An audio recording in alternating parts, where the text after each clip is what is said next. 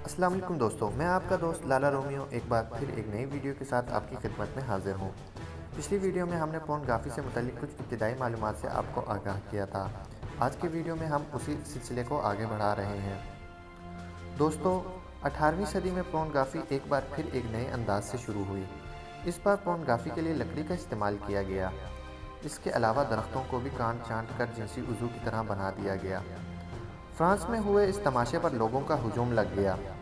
لوگ بے پناہ دلچسپی سے لکڑی کے بنے جنسی سامان اور درختوں پر ہوئی زیادتی دیکھنے جوک در جوک آتے رہے۔ اس ووڈ پورنوگرافی پر لوگوں میں جنسی آزاد خیالی پیدا ہوئی، لہٰذا لوگوں کی دلچسپی دیکھتے ہوئے امریکہ، فرانس اور لندن میں ووڈ پورنوگرافی کے چھوٹے چھوٹے پورن ہاؤسز کھل گئے۔ وہ ایک چھوٹے سے جنگل نما ہوتے تھے جس میں پورنوگرافی کے فنکارے درختوں پر عیاں ہوتے تھے۔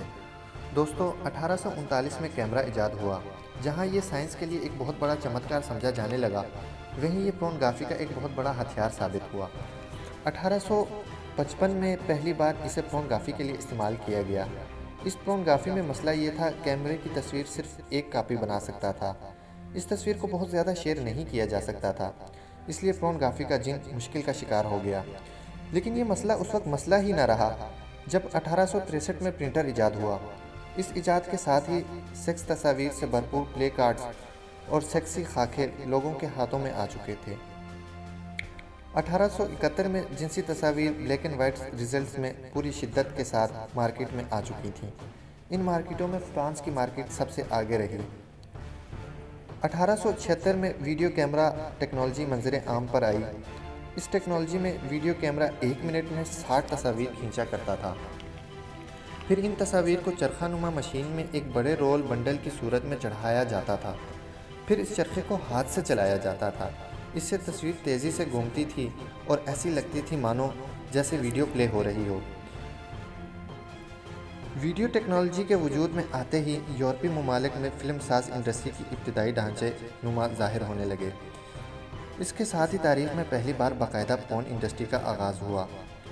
دوستو، پہلی پورن فلم 1895 میں ریلیز ہوئی۔ پہلی پورن فلم صرف 16 منٹ کی تھی، جس میں ایک عورت کو برہنہ انداز میں ہوش ربا اداؤں کے ساتھ دکھایا گیا۔ یہ فلم نہایت منافع بخش ریکارڈ کے ساتھ مقبول ہوئی۔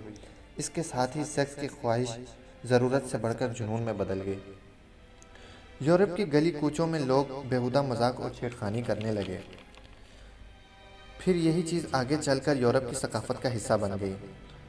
19ویں صدی کے آغاز میں کیمرہ ٹیکنالوجی مزید بہتر ہو گئی۔ مناظر پہلے سے زیادہ صاف اور معیاری ریکارڈ ہونے لگے۔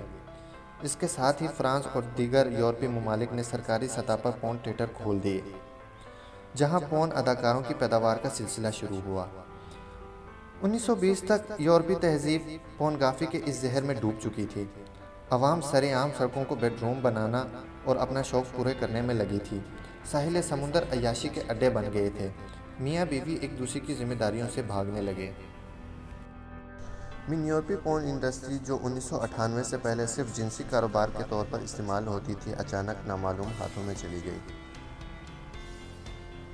پھر اسے پوری دنیا کو جنسی دہشت گردی کے لیے چنا گیا۔ پورن انڈسٹری میں ایک ایسا جنسی طریقہ متعارف کرایا گیا جو براہ راست کینسر، گلوریا اور دیگر تباہ کن بیماریوں کا موجب ہے۔ اس طریقہ کار کو اورل سیکس کہتے ہیں۔ آپ نے ایک چیز اکثر نوٹ کی ہوگی، پورن کی چاہے کوئی بھی کیٹیگری کی ویڈیو دیکھ لیں، فلم کے اسٹارٹ میں اورل سیکس کا مظاہرہ کیا جاتا ہے۔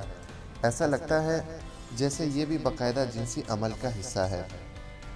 سائنسی میڈیکل رپورٹ کے مطابق ہمارے جسم میں ایک مادہ سپرم کے ساتھ خارج ہوتا ہے جو ڈی این اے میں اکثر خرابی کا باعث بنتا ہے۔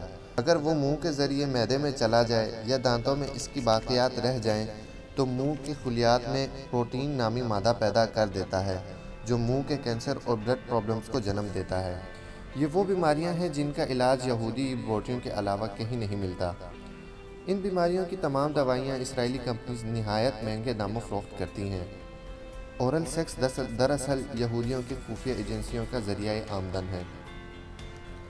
ہمارے علماء کا خیال ہے کہ پورن ویڈیوز صرف مسلمانوں کے خلاف بطور استعمال ہوتا ہے۔ حقیقتاً ایسا نہیں ہے۔ یہودی ایجنسیز کا ٹارگٹ پوری دنیا کے مذاہب ہیں، کیونکہ مذاہب ان کے شر پسند اور انتہا پسند نظریات ہر صورت رد کرتے ہیں۔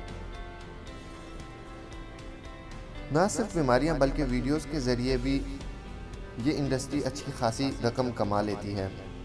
پہلے سینما میں دکھا کر یا جنسی تصاویر کے ذریعے پیسے کمائے جاتے تھے، لیکن انٹرنیٹ نے یہ جھنجھٹ ہی ختم کر دیا۔ انٹرنیٹ نے باقاعدہ خود آن لائن مارکیٹنگ پروسیس کھول کر پورنوگرافی کو بطور پروڈکٹ پیش کیا، جسے عوامی طور پر بہت پذیرائی ملی کہ سب ریکارڈ ہی ٹوٹ گئے۔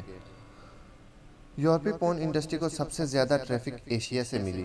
2015 کے گوگل ریکارڈ کے مطابق روزانہ 90 لاکھ پاکستانی پورن ویب سائٹ کا وزٹ کرتے ہیں، جبکہ بھارت میں روزانہ 6 کروڑ فحش ویب سائٹس کا وزٹ کرتے ہیں، جس سے پوری پورن انڈسٹری روزانہ کروڑوں ڈالر منافع کماتی ہے۔